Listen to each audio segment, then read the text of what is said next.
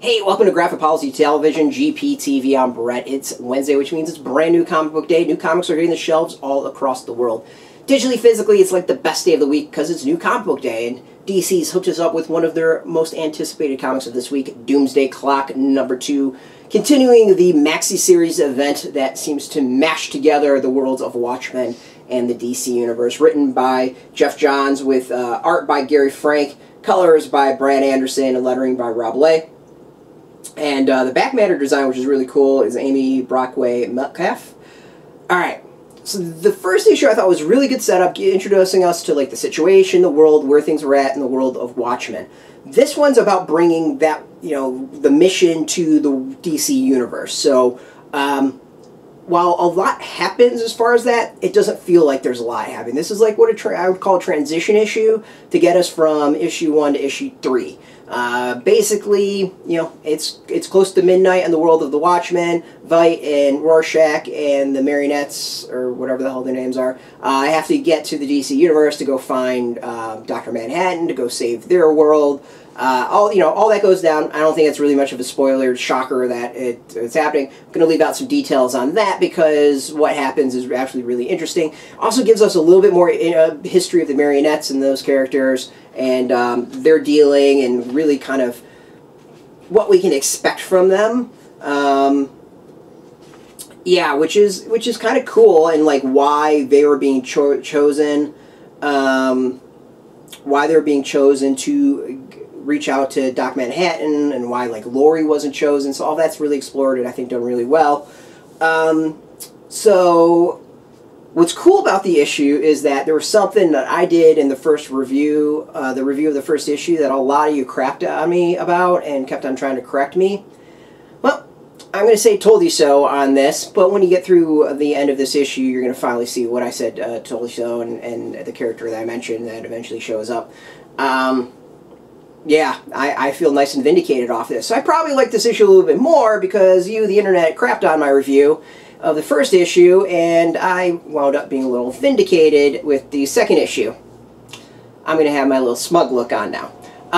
So it's interesting. It's starting where the Watchmen characters are starting to interact with the DC Universe, which I think is cool. There's not tons to it, but, I don't really want to spoil it, because I think that's part of the fun of this issue, is seeing who interacts with who and how that goes over. There's also, it seems to be like hints as to the identity of Rorschach, which I'd expect to be revealed in probably an issue or two. And beyond that, like, this isn't as good as the first issue. I mean, I really like the first issue, but it's a nice transition to what's to come. So we needed to get to this certain point. We needed these actions to happen. It just didn't necessarily feel like a whole issue needed to take place. They probably could have sped things up a little bit, but then again, it wouldn't quite have felt like the pacing of the original Watchmen. So it's interesting that I think they were choosing all that. As far as that, like the art, the pacing, all that, it does feel like the traditional Watchmen. Obviously, the biggest, I think, difference is the coloring. You can see we're doing a lot of 9-panel pages in the issue, which I think is kind of fascinating. Some slight variations, but not tons. And there's definitely some scenes in here that harken back to the original Watchmen, which I think is really fun and kind of an interesting thing to check out. So while I'm not quite as excited about the second issue as I was the first, this is still shaping up to be a very interesting maxi-series and event. Who knows where it's going to go. There's definitely some stuff that is hinted at here that I don't think we quite have seen yet in the DC Universe, which I think is fascinating, since obviously this has to do with the DC Universe. There's this whole thing with the Superman theory, which I don't believe has really come up anywhere. I might be behind and have been missing this and just not picked up on it, or whatever. So we'll see what the impacts of that are in the rest of the DC Universe line. It should be at some point soon. But other than that, like, this is probably going to be a buy this week. This is one that I think a lot of folks are going to pick up. And, I kind of want to hear what you think, so definitely sound off in the comments below. We'll hear what you, the readers, think for this.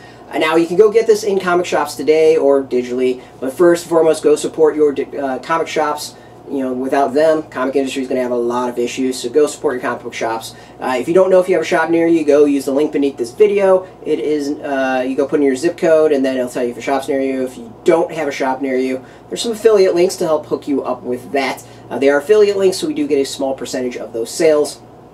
But by doing that, you help support our site.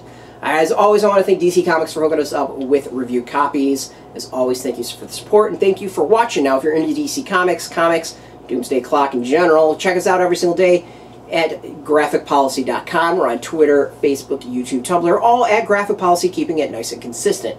Until next time, counting down to midnight, and keep it geeky.